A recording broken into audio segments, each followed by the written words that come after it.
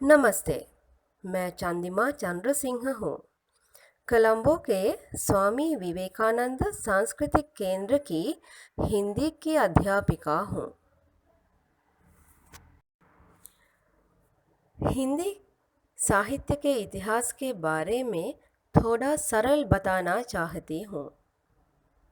हिंदी साहित्य का इतिहास बहुत ही लंबा है।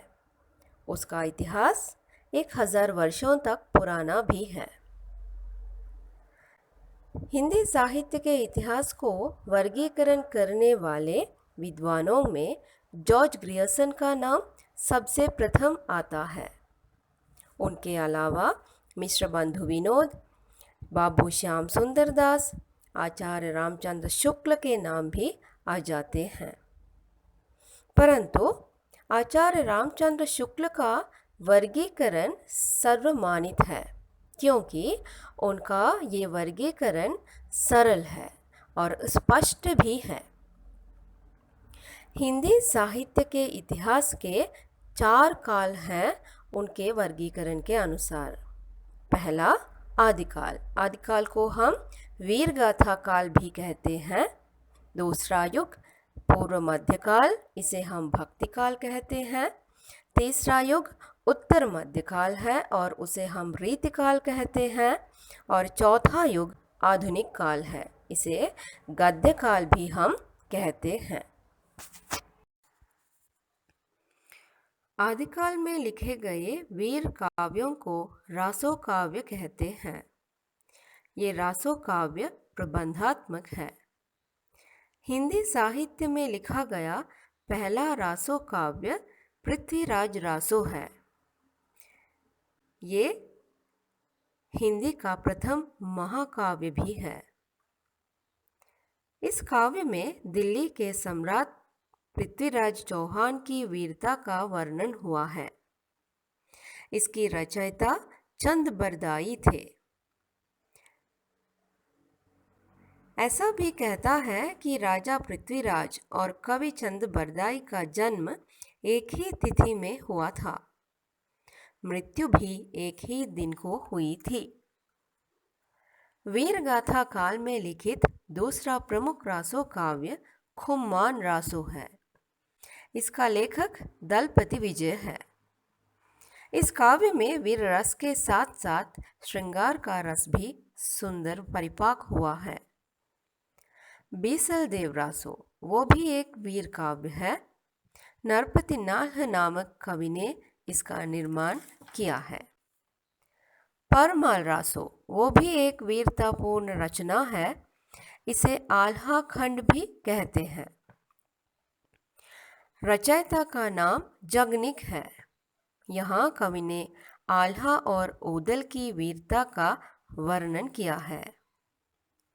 विजयपाल रासो, वो भी आदिकाल का एक रासो काव्य है। राजा विजयपाल सिंह की वीरता की अभिव्यक्ति यहाँ हुई है।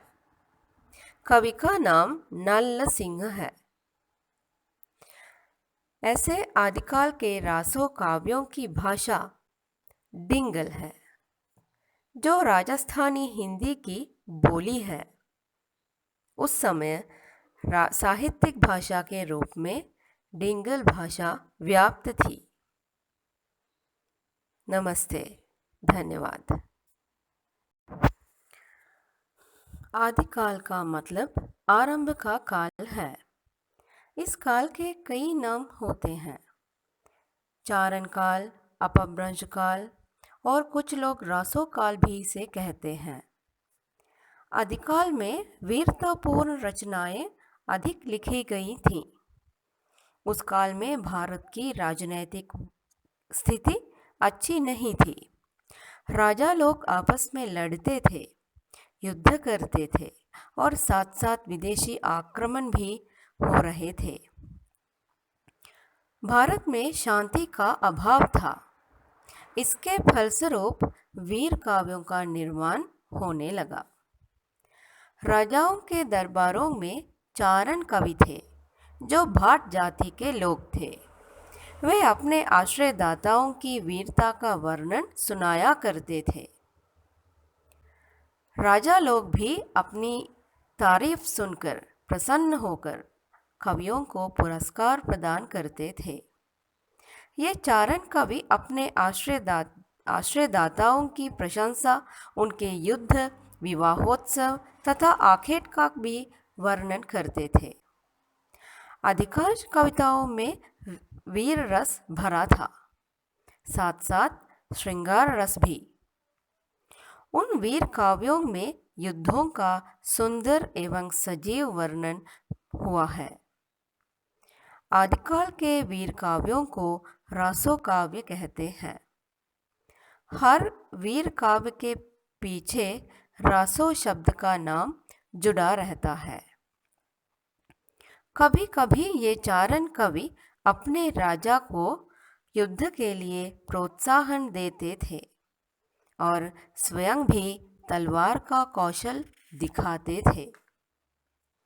आदिकाल में वीरतापूर्ण रचनाओं के अलावा अमीर खुसरो, विद्यापति तथा जैन, सिद्ध, नाथ, बौद्ध आदि अनेक धार्मिक संप्रदायों का साहित्य भी मिलता है।